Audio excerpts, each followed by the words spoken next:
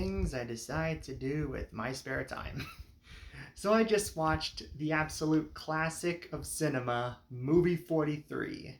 And spoiler alert, it was bad. It was not quite as bad as I expected it to be. Like I thought this was going to be awful and there were going to be all so many parts of the movie that I didn't laugh once, but I did laugh more than I was expecting to. There were also quite a few moments where I was just sitting there not laughing, but I, hands up, I laughed more at movie 43 than I thought I would.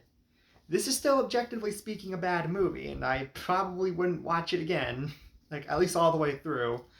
But I can say this is still, you know what? One achievement I can say, this movie was better than Scary Movie 6. So take that for what it's worth. But I thought to myself, well, what am I gonna? I can't just talk about movie 43. That's an old movie. How am I gonna review that for my channel? It doesn't make any sense. So I decided, as I was watching it, what I would do is rank every segment from movie 43 from worst to best because I want to get something out of this. So it's just here. This is what I thought was. And this also actually gives a good indication for what watching movie 43 is actually like. So even though it wasn't as bad as I thought it was, hopefully this video will show it's still bad because there's still definitely a lot that's just not funny.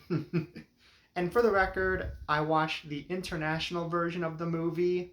I did not watch the version that aired in US theaters that had the sketch with Dennis Quaid and Greg Kinnear and the movie pitch. That's not the version I watched, so I will not be ranking that segment. In case you're wondering where that is, if you're wondering if I plan to watch the version of the movie with that segment, hell no, not doing that. Don't even think about asking me to do that. So let's just start this off. Worst segment of the movie, the iBabe commercial. Not the iBabe sketch, the iBabe commercial. So this is the joke. It's a parody of those old iPod commercials where like the kids are dancing and they have the silhouettes with the iPod in the ear. But instead of an iPod, it's a giant naked woman, like a mannequin. Except you could like see everything. And that's literally it. 30 seconds of that, and then it's over. I should be thankful that it's only 30 seconds long, but at the same time, it's like, well, what am I defending here? They really thought, oh yeah, you know what we should put in our movie? A 30-second sketch where it's just a bunch of teens dancing around a naked woman, and then there's a thing at the end that says "I babe." People will laugh at that, right? Like, what am I defending if I put that any higher than lowest? It didn't smirk, laugh, or anything the entire time. 30 seconds, I just sat there like this, waiting for it to be over. So, what am I defending by putting it any higher than absolute bottom of the list? I can't justify that. Next up is Homeschooled. And I'll be fair, this is the only other sketch of the movie where I didn't laugh once, which would make you think, oh yeah, so you really liked it. No, as you'll see later on, that don't mean jack squat. So anyway, yeah, this sketch was just not funny. Like what again? What do you want me to say? It's the entire sketch is just Liev Schreiber and I think Naomi Watts, like basically abusing their kid because they want to make sure he gets the full high school experience, not just like learning, but also by being bullied and dealing with mean teachers and his first kiss with his mom. That's cool. And his dad also does a weird thing where he says he has gay thoughts about him. That's cool. And then it ends with Jeremy Allen White from The Bear coming out with a mop, holding a mop that has his mom's face on it that he calls his girlfriend. That's cool. Call CPS on these people. These people are awful. Nothing in this sketch is funny. I will admit this sketch might have potential as like a horror movie. Like you just meet this couple and this new couple moves into the neighborhood. They meet this couple that homeschools their kid, and it turns out they do all this messed up stuff to them. Like that could be a horror movie, or maybe even a horror comedy. I don't know, but like as just a pure comedy, it doesn't work. It's not funny, and I just did not laugh once. It's the same joke over and over again, which you will see is a recurring problem in this movie. This one just didn't make me laugh once, and that's why it's second to last. Next up, a quick return to the iBabe, because now it's the actual iBabe sketch.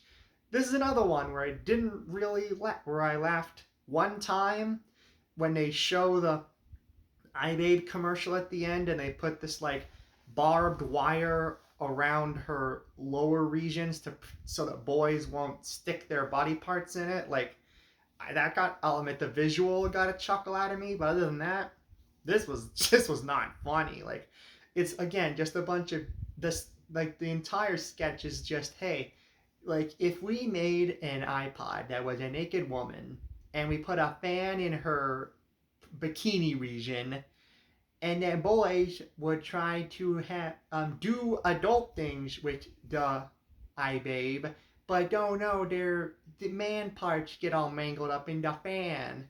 That is the entire sketch. Just Richard Gere sitting there with Jack McBrayer, the bad guy from Shyamalan's Last Airbender movie, and I think the woman's like Kate Bosworth or somebody. I can't 100% remember, but they're all just sitting there trying to figure out, well, what do we do? How do we keep boys from doing adult things with our iPod?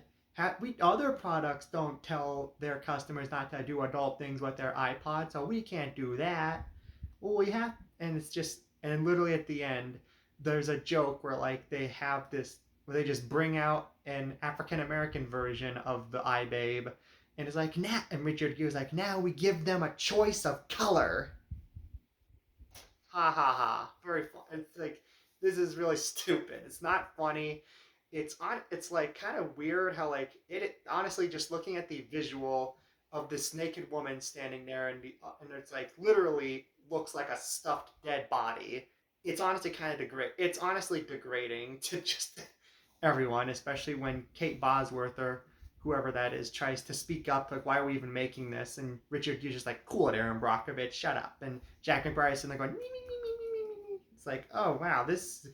And again, that's another thing just throughout the movie. This, I honestly wonder, like, there are multiple sketches where I'm like, I don't think the people who made this like even see women as people, because it's incredibly disrespectful to like just, well, honestly, just humans in general, but also to women. So that's just another problem. It's not funny. It's like it's just uncomfortable to look at. But I chuckled at one bit, so it's ranked above the other two where I didn't laugh once. Next up is Victory's Glory. This is another sketch where literally it got one like slight laugh out of me, where all the players on the team try and do like a hands in the middle type thing, and Terrence Howard, as coach, just goes, no, we're not doing the hand in the middle thing. That's some cheesy shit. I'm not doing that. Again, like that got a laugh out of me, got a little laugh out of me. But other than that, again, it's literally the same joke throughout the entire sketch. It's about the first African American basketball team playing against an all-white basketball team. And Terrence Howard's just sitting there like, you're gonna kill them because you're black and they're white. That is literally the only joke they do in this. It is the entire joke. There is this one part where like the white team goes in, starts making fun of them, saying, okay, not the N word, but the other N word. And they just they say that so many times it feels like Quentin Tarantino directed this sketch. And again, it's not funny. It's the same joke over and over again. Terrence Howard is like not known for comedy, so I don't know why he's in this. Like again, outside of that one gag I laughed at, nothing to offer. Even the ending is weird. Like, of course, since like as Terrence Howard said 50 times, this team is black, the other team is white. So like they are like completely dominating. Then the white team scores 1 point, starts acting like they won, and then that's the end of that sketch. And actually, and spoiler alert, the end of the movie, because that was the last sketch before the credits start to roll. There was one more sketch we'll get to in not too far in the future, but like yeah, I don't. This is just a weird one, not funny, had a weird ending. Bleh. Next up is The Proposition. This one's literally only this high because it has JB Smoove, and honestly, JB Smoove is such great comedic timing and such a natural charisma to him that he can make anything funny. And he's sitting there talking about like how Chris Pratt can properly poop on his fiance Anna Faris. And that I was sitting there like, you know what? JB Smoove is making the scene work more than it should. It doesn't work. It's not funny, but like at the very least I can say JB Smoove's scenes were bearable to watch. There was even kind of a funny part where he made fun of this one guy, like, go play with your G.I. Joes or whatever, adults are talking. But, like, outside of that, again, this one's not funny. It's the same joke over and over again. Like, well, first it starts with Anna Faris. She says to Chris Pratt while he's trying to propose, will you poop on me? And then she, like, has an apron that says, bless this dump. She's making a cake, and the frosting kind of looks like poop. So then and then the rest of the sketch is Chris Pratt eats a burrito and he takes laxatives and he wants to just hurry up and poop, but Anna Faris wants to drag it out, and it's like, oh ha ha ha. And throughout this entire scene, you just keep hearing Chris Pratt fart and go, oh, I poop. Like, it is very not fun. And even at the end, we see Chris Pratt like run out of the house, get hit by a car, and poop just flies all over the screen. It's very gross. It's not, yeah, again, not funny, just really stupid. And honestly, I kind of wonder if this is just what Anna Faris's scary movie character got up to between 4 and 6. Wouldn't surprise me. Her acting is very similar here as it is in those movies, but yeah, just not funny. And JB Smoove's the only part that makes this bearable. Next up is Truth or Dare. Again, this is really only salvaged by one actor in this that I like, and that's Steve Merchant. And like for the first half, like maybe even not even half, maybe third of this sketch, Steve Merchant makes it bearable because honestly, the way he's written here is like not too different from how he's usually written.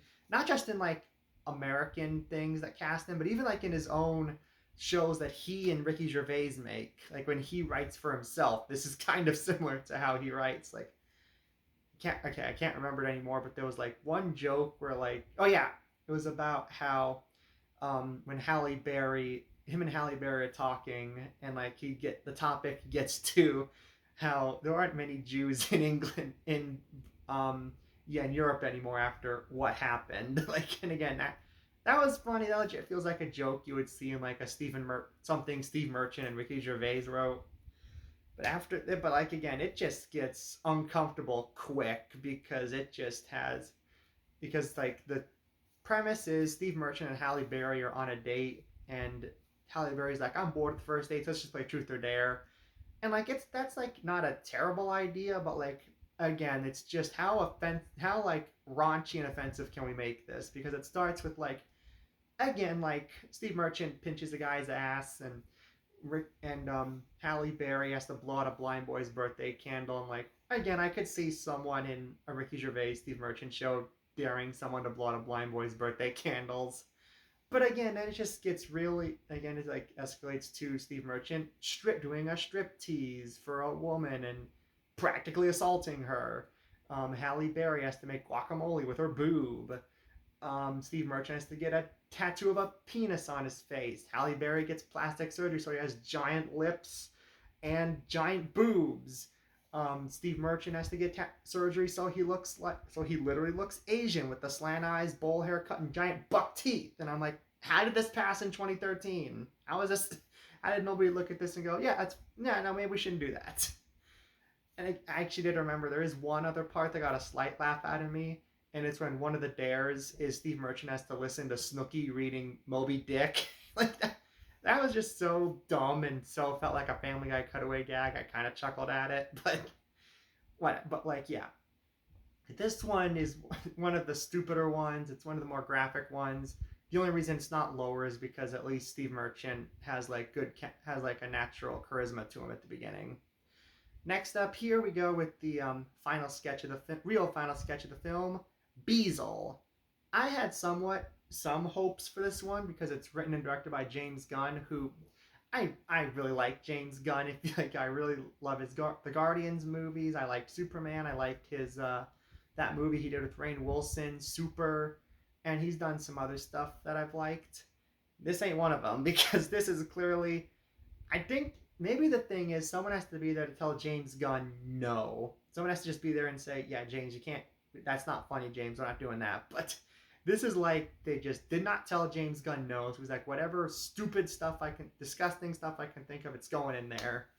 So like we'll have scenes where like Elizabeth Banks and Josh Duhamel are like dating, and Josh Duhamel is a cartoon cat. And like I'll admit the cartoon cat's actually pretty well animated. That's kind, which again gets a bit unfortunate when you have scenes of like the cat pleasuring himself to owners of to pictures of Josh Duhamel, or you'll have scenes of the cat literally shoving a hairbrush up his butt. It's like, okay, I kind of wish it wasn't so well animated because this looks really gross with how well animated it is.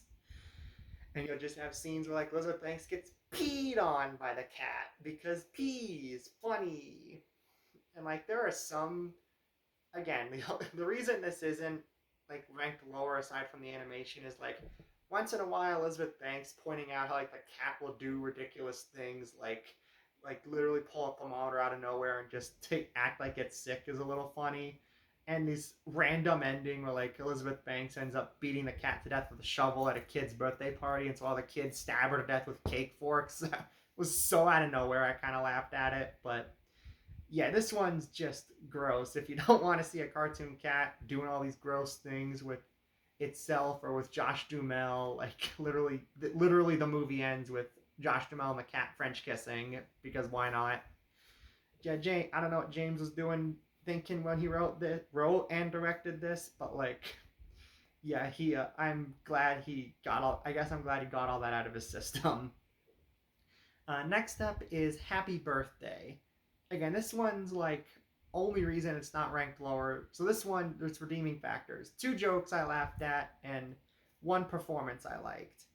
I like it. So like the premise is Johnny Knoxville is best friends with Sean William Scott. He gets him a leprechaun for his birthday, so they're trying to find out where the gold is.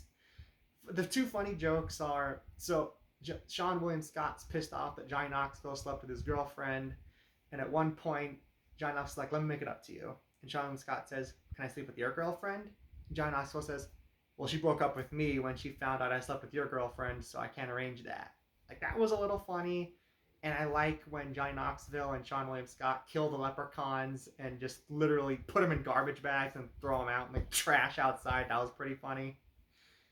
And I actually think Gerard Butler's performance as the leprechaun is not bad. Like it's not like he doesn't say anything funny. Like literally the joke is just he says a bunch. He's like, "I'm gonna stab you with a pair of rusty scissors. I'm gonna I'm gonna climb up your mom's vagina and light a campfire." Like literally just the joke is he says terrible vulgar stuff he's gonna do to them because they kidnapped him. And even then it was like stuff that doesn't make sense. Like at one point another leprechaun shows up and he like shoots Sean William Scott and Johnny Knoxville in like non-lethal ways, then puts down the guns and grabs a knife to stab Sean William Scott. It's like, dude, what are you doing? You have guns. Shoot them. Why are you doing something stupid like that? Like so it doesn't even make sense logically. I only didn't rank it lower because, well, at the very least it has those 2 funny moments, and Gerard Butler's performance as the leprechaun was better than you would think. And I just okay, we go. Next up is superhero speed dating.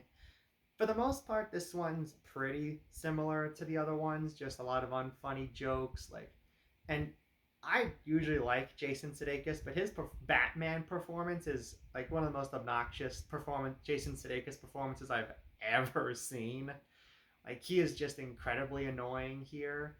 Justin Long as Robin is surprisingly all right. He's not really funny, but like, at least his performance is all right.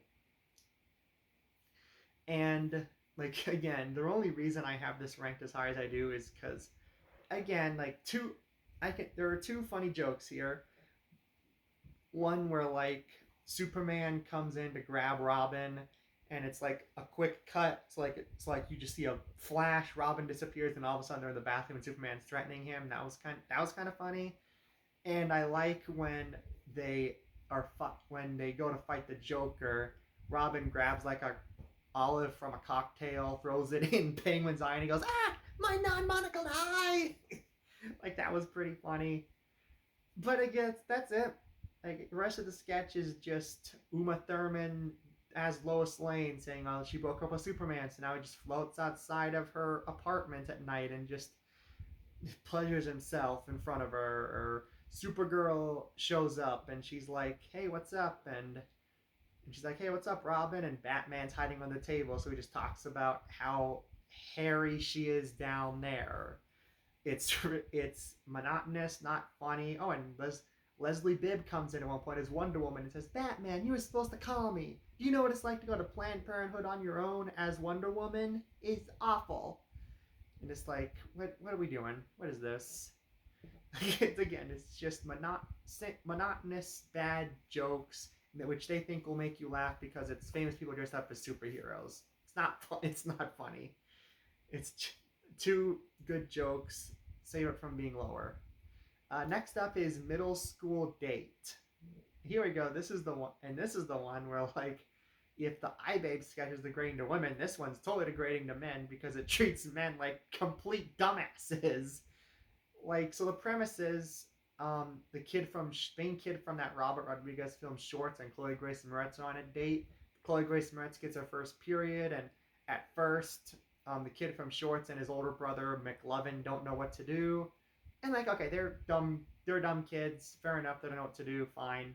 But then Patrick Warburton, as the kid's dad, comes in. He doesn't know what to do. He literally says he has to. This is me quoting the movie, by the way. He has to insert his erect phallus into her vagina in order to stop the bleeding. That's fantastic. And then her dad comes in and is like, "How? What kind of sick family squishes a large tomato on my daughter's pants?" It's like whoever wrote this sketch thinks men are like the dumbest people on earth, and it's like this is honestly kind of insulting. I can't. It's like, and if it were at least funny, I'd excuse it. But it's like, aside from like a couple of the things McLovin shouts at one point, which were a little funny, this sketch wasn't funny. So it's not funny. It feels like whoever wrote this has like the lowest opinion of men. It's just I can't. This one's, again, at the very least, it has some funny moments, and I'll give credit to Patrick Warburton's in it. He doesn't say anything funny, but he's there, so that's nice, I guess. And still notice we have yet to get to. We're like over halfway through. We don't even have that much left, and I still have not gotten to a sketch that I would consider to be good. Next up is The Catch. This is the one I think most people know this movie for. The one where Hugh Jackman has the balls on his neck. You're probably wondering, wow, this high? And like, trust me, I thought this would be lower too, but surprisingly, it is not. It is like one of the more tolerable ones. Like, don't get me wrong, once we get the reveal that Hugh Jackman has balls on his neck, it's pretty repetitive. Just, hey, ball jokes. Hey, a pube goes into his soup and he eats it. Hey, a waiter accidentally hits the balls with a plate. Hey, it gets cold, so they shrivel up inside of his neck. You just have a big lump there now. Hey, this couple comes in, they have a baby. He says he bounces the baby on his shoulder, and the balls touch the top of the baby's head. Ha ha. But like, this one is redeemed because this one I rank higher because A, before the reveal, it's like Kate Winslet and Hugh Jackman have legit good chemistry. Like, I actually could see them being a legit rom com together. It's not gonna happen now, but like, at the very least, I could say, hey, that was nice when they actually felt like real people talking at the beginning. And there is something that's like a little funny at first about the fact that Kate Winslet's the only person who reacts to the neck balls, and like everyone around her doesn't even notice. Like at first it's a little funny, but again, they keep making that joke about how Kate Winslet trying to get other people to notice. They don't. And like you had a good joke and then you just ruined it. Like, like even after the ball neck reveal, I will say Hugh Jackman is like legit kind of charming. When like Kate Winslet's just being like like Kate Winslet just again doing the same thing of just trying to get other people to notice the balls or being grossed out. But at least Hugh Jackman, like even when he's sitting, like he is legit trying here. I'll give him that. I mean, not say Kate Winslet isn't trying, just what's written for her doesn't give her anything like funny to do. So yeah, like again, not definitely far from the worst. And by the way, in case you are not aware, that was the fifth best sketch of the movie. Like we're now in the top five, and that one I'm like not that one isn't even good, still not good. But now I will say this: with four sketches remaining, we are finally at the sketches I can say I liked. I have more positive feelings towards the negative feelings. It's a miracle here. We finally get to the legit good stuff. So number four is the thread. This is the main wraparound segment of the movie. Like this is what the premise of the movie that connects all the sketches together is. So like it's these two brothers who basically try and pull a prank on one of theirs little brother. So they try and get him to waste his time looking for this movie that doesn't exist, movie 43. That's the name. Hey, that's the name of the movie. While the other brother tries to put viruses on the kid's computer by going on adult sites. And like that premise doesn't sound like much, but like it does get like first of all, it literally opens with like this Jackass inspired sketch where like one of the older teens has like a dart in his mouth and the other teen throws a dartboard at him. Like okay, that was legit pretty funny. And it does get kind of funny when like the little brother gets like so obsessed with finding movie 43, he like, to quote the movie, he goes a beautiful mind on them.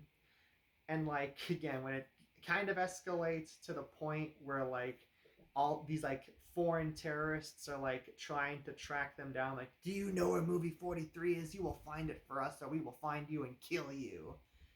Like it wasn't funny, but I was legit kind of like, okay, movie, where are you going with this? I'm somewhat intrigued. And there are some kind of funny lines I chuckled at, kind of sprinkled throughout. Like there's still stupid stuff here too. Like at one point, they get, we don't ask why, but they get a video from the future of them, and we see the older brother is like in a wheelchair, just going, "I'm sorry, mama. I'm sorry, mama." And to quote, and the movie calls him a cripple and says he went full on Rain Man. He became Rain Man. And it's revealed the reason he did this is because earlier he was watching a video and he finds out later on that it starred his mother. So yeah, more of that. More of that good old homeschool stuff. That's great. And like there's just other kind of stuff that's like not like at the very least, unlike other sketches when they make an unfunny joke, they don't linger on it for minutes on end. They just kind of move on to the next thing. So that's at least something. Like this isn't great material or anything, but it is at least like I can say it was the one of the more pleasant ones to sit through, and it did have its legit funny moments. So there's that. And you know what I will say? The main actors who play like the two teens and the kid, they're actually pretty good. I could see them actually like being in a movie together, like a legit movie with like not a sketch, not a wraparound segment for a sketch comedy, like a real movie. It's kind of funny actually. Next up is Veronica. This one, so it's not the way it's written is fine. It might get a couple laughs on its own, but like Kieran Culkin and Emma Stone absolutely sell this sketch. They are trying way harder than they have to, and it is amazing. Like, just you have all these lines where like other actors probably wouldn't deliver them as funny, but Kieran Culkin and Emma Stone just deliver them in a way where like 100% feels like they are committed to this like dysfunctional couple who like have all these insane problems. Like apparently Emma Stone gave Kieran Culkin HPV, and like and Emma Stone doesn't like the fact that Kieran Culkin likes fingers in his bum hole.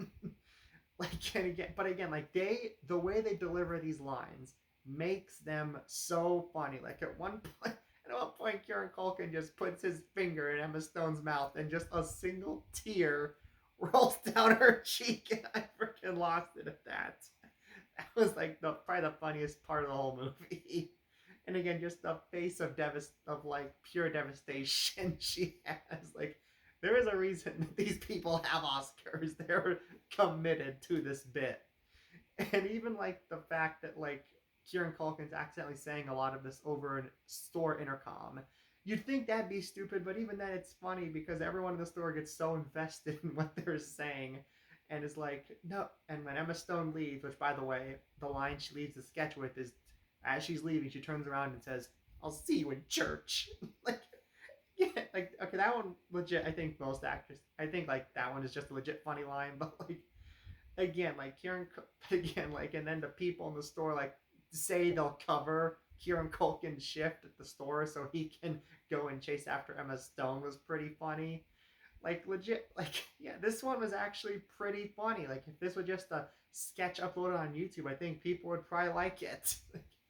Yeah, what can I say? We're at number 3 and finally a legit really good sketch in this movie. Cool. And now we only have 2 left, and they're both also similar to the iBabe sketch that I first talked about. They're really short.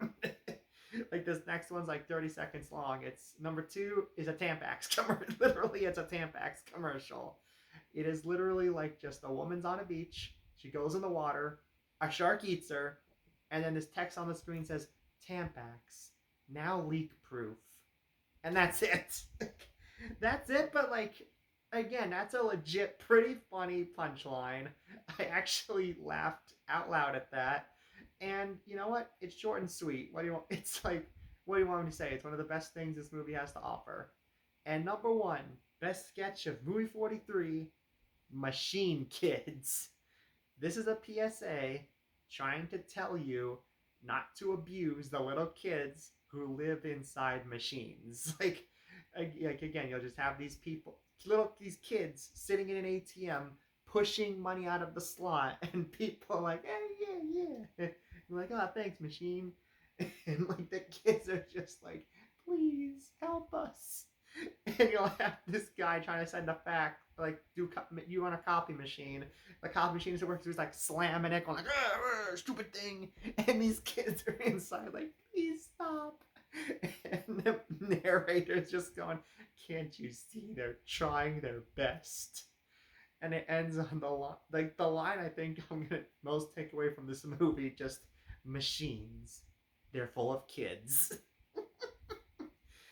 Like again, if that was just like a random video posted on YouTube, I think people would legit they would probably find it pretty funny.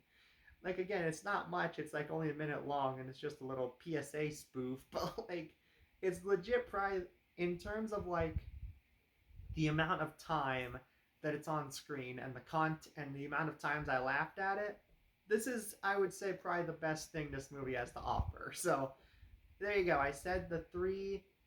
You know what? I'm not even gonna say 4 because like you have to kind of watch the rest of the movie to understand the thread. So there you go. You have your 3-part segments of this movie that are actually legit good. So try and find those 3 parts on YouTube, and you'll have seen the best of movie 43. The rest you can skip. It does not matter. It's not worth it. Trust me.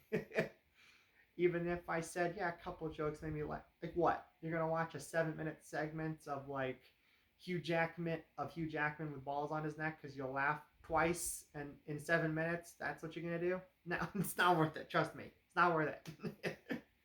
Like, just there you go. That's all the segments in movie 43 ranked. Sorry if it was a bit repetitive. The movie was a bit repetitive, but I wanted to get something out of this. So there you go. That's my review of movie 43. It gets an F. It's not the worst movie I've ever seen, but like, it wasn't good.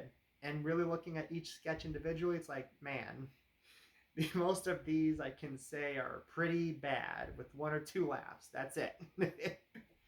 Those are my thoughts on movie 43 and all of its segments ranked. Thank you so much for watching. Be sure to subscribe to some more reviews like this in the future. In the future.